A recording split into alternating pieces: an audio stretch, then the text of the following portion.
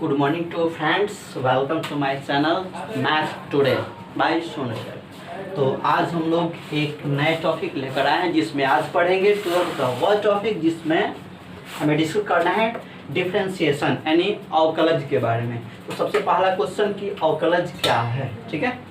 तो अवकलज कोई भी चर राशि यानी y बराबर एफ एक्स यानी y बराबर एफ एक्स एक फंक्शन है जिसका चर राशि क्या है x है। तो इसी चर राशि में जो परिवर्तन होता है dy बाई डी एक्स, इसी को हम लोग क्या कहते हैं, अवकलज कहते हैं। ये हम लोग 11th में पढ़े थे, ठीक है। लेकिन आज हम लोग डिस्कस है 12th का टॉपिक। तो पिछले क्लास में पढ़े थे कि डिफरेंशिएशन क्या है। तो किसी भी चर राशि में जो परिवर्तन होता है उसे हम क्या कहते हैं, अवकलज कहेंगे, ठीक है। तो जैसे देखते हैं कि y बराबर एक्स स्क्वायर, तो इसका डिफरेंशिएशन करेंगे तो हो जाएगा dy by d x equal to 2x। तो कोई पूछेगा कि y बराबर एक्स स्क्वायर तो dy by d x equal to 2x, तो इसका परिवर्तन क्या कहलाया, तो यही अवकलज कहलाता है। अब बात करते हैं कितने लोग इसको अवकलन भी बोल देते हैं। तो नहीं, ये अवकलन नहीं, क्या है, अवकलज है। तो अवकलन क्या है, यह राशि जो परिवर्तन हुआ वह किस सिद्धांत किस नियम से हुआ, उसी नियम को अवकलन यानी डेरिवेटिव्स कहते हैं। अब ये जो परिवर्तन हुआ उसे हम क्या कहेंगे, अवकलन। अब बात करते हैं अवकलज कि अवकलज क्या है। तो किसी भी चर राशि में जो परिवर्तन का जो दर होता है उसे हम क्या कहेंगे, अवकलज कहेंगे। अवकलज को dy बाई डी एक्स से सूचित किया जाता है या इसे f डैश x से भी सूचित किया जाता है, इसे y डैश या y1 से भी सूचित किया जाता है। तो हम इसको लिख सकते हैं y डैश या y1 इक्वल टू 2x। अब बात करते हैं कि डिफरेंशिएशन क्या हुआ। तो डिफरेंशिएशन क्या है, किसी भी चर राशियों में जो परिवर्तन का दर होता है उसे अवकलज कहते हैं। और ये अवकलज ज्ञात करने के तरीका को जिस नियम से किया जाता है उसे हम अवकलन कहते हैं। 11th क्लास में पढ़े थे कि अवकलन ज्ञात करने के 3 तरीके होते हैं, यानी डेरिवेटिव निकालने का, यानी किसी भी फलन का जो अवकलज निकालने का नियम होता है उसे अवकलन कहते हैं। और अवकलन कितने नियम से निकालते हैं, 3 नियम से। पहला होता है प्रिंसिपल मेथड यानी प्रथम सिद्धांत। दूसरा होता है यानी प्रिंसिपल मेथड को यानी हम लोग delta y by delta x सूचित करते हैं। दूसरा होता है हमारे, इसको हम कौन सा रूल बोलेंगे, इसको बोलते हैं प्रथम सिद्धांत, जो 11th में पढ़ना था।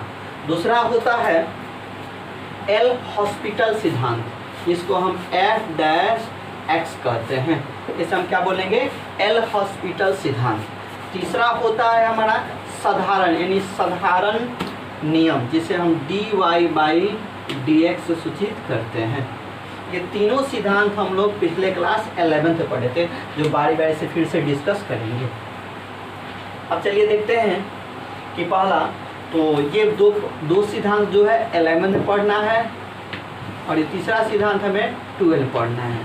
तो हम आज क्लास 12 का जो सिद्धांत है साधारण नियम उसे डिस्कस करेंगे। तो पहला सिद्धांत कौन सा है, यानी सबसे पहले फिर से देखते हैं कि डिफरेंशिएशन क्या है। तो किसी भी चर राशि में जो परिवर्तन का दर होता है उसे हम अवकलज यानी डिफरेंशिएशन कहते हैं। और ये परिवर्तन जिस नियम के द्वारा होता है उसे हम क्या, अवकलन यानी डेरिवेटिव कहते हैं। डेरिवेटिव निकालने का यानी किसी भी फलन का डेरिवेटिव निकालने का 3 तरीका होता है। पहला होता है प्रिंसिपल मेथड यानी प्रथम सिद्धांत। दूसरा होता है हमारा एल हॉस्पिटल सिद्धांत। तीसरा होता है सिंपल मेथड यानी साधारण नियम, ठीक है। तो 3 तरह से निकाल सकते हैं। जो प्रथम सिद्धांत 11 में था, एफ डैश एक्स भी 11 में था यानी एल हॉस्पिटल नियम, और तीसरा डी वाई डी एक्स जो हमें 12 में डिस्कस करनी है। तो ये 2 सिद्धांत 11 में हम पिछली क्लास में पढ़ चुके हैं। तो आज देखते हैं हमारा दूसरा सिद्धांत, ठीक है। हम लोग पढ़ रहे हैं सिंपल मेथड ऑफ डिफरेंशिएशन, यानी कहने का मतलब है जो सिंपल मेथड तीसरा सिद्धांत हम पढ़ रहे थे तो वह डिफरेंशिएशन यानी अवकलज के लिए कैसा होता है। तो ये देखते हैं, इस सिद्धांत को पढ़ने के लिए सबसे पहले y बराबर एफ एक्स एक फंक्शन होता है जिसको हम differentiate with respect to x, यानी इसका अर्थ हुआ कि x के सापेक्ष अवकलज करेंगे तो क्या मिलेगा हमें, d y by d x मिलेगा, जिसका होता है एफ डैश एक्स होता है। अब हमें किसी फंक्शन का डिफरेंशिएशन करने के लिए सबसे पहले कुछ फॉर्मूलाज यानी सूत्रों का अध्ययन करना होगा। तो सबसे पहले सूत्र देखते हैं। तो पहला, यदि कोई हमें घात वाला फलन मिलता है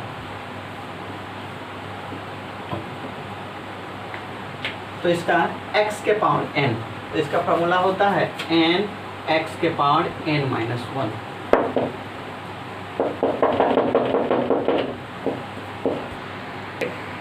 तो दूसरा फॉर्मूला है dx बटा dx, यानी x का डिफरेंशिएशन क्या होता है, 1 होता है। तीसरा है कांस्टेंट, यानी कहने का मतलब अचर का डिफरेंशिएशन क्या होता है, 0 होता है।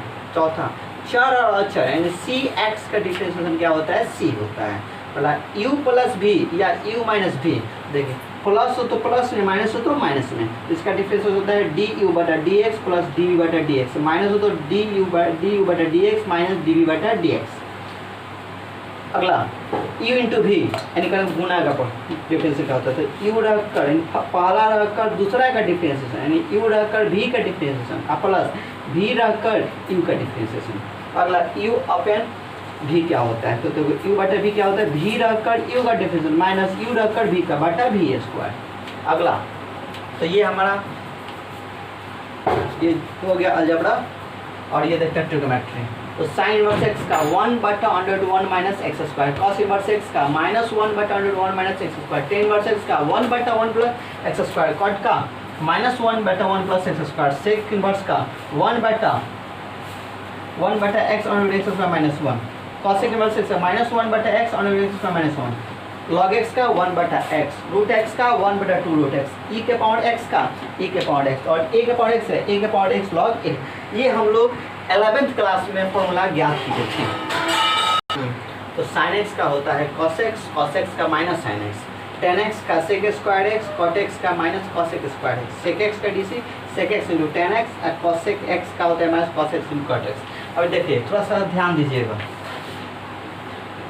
जितने भी ट्रिग्नोमेट्री या इन्वर्स, यानी 6 ट्रिग्नोमेट्री और 6 इन्वर्स का डीसी ज्ञात करना हो तो ध्यान में रखना है कि जिस फंक्शन की शुरुआत c से होती है उसका डिफरेंशिएशन माइनस में होता है। तो देखिए यहाँ c से नहीं है तो इसलिए प्लस में, अब कॉस इनवर्स एक्स का माइनस में c से, टेन का नहीं है इसलिए प्लस में, अब कॉट का c से इसलिए माइनस में, सेक का नहीं है प्लस में, ऐसे का s से है, लेकिन कॉसेक इनवर्स c से इसलिए इसका माइनस में होगा। तो याद रखना है। फिर दूसरा यहाँ देखिए ट्रिग्नोमेट्री कर रही, कॉस का शुरुआत c से इसलिए माइनस में, कॉट का शुरुआत c से इसलिए माइनस में, और कॉसेक का शुरुआत c से यानी माइनस में। तो जितने ट्रिग्नोमेट्री हो या इन्वर्स हो उस फंक्शन की शुरुआत c अल्फ़ाबेट से होता है तो उसका जो डिफरेंशिएशन होता है माइनस में होता है।